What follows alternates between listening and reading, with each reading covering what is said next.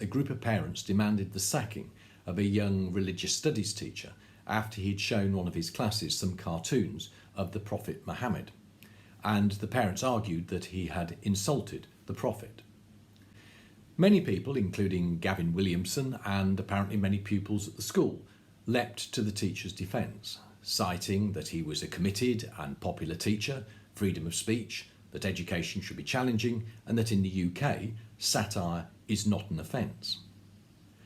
But for me, the key issue here is something much, much more basic.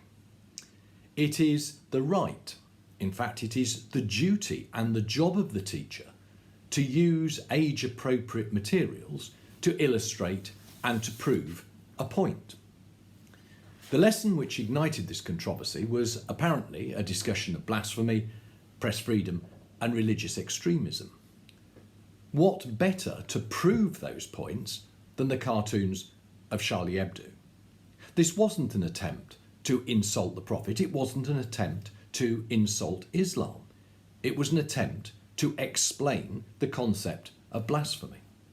Presumably, a clip from The Life of Brian would have done equally as well. Now, the head was quite right to apologise for any offence, distress or upset caused.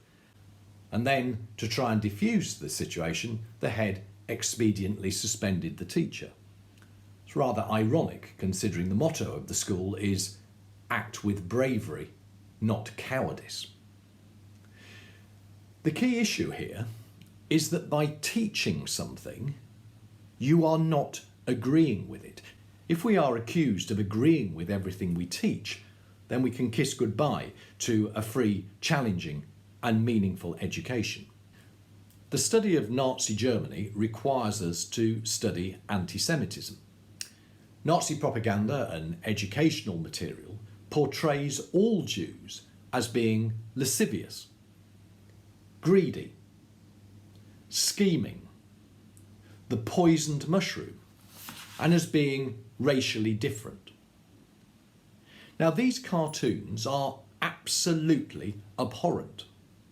But does it make me anti-Semitic for showing them to a class? Am I being insulting to Jewish people by showing them to school pupils? Absolutely not.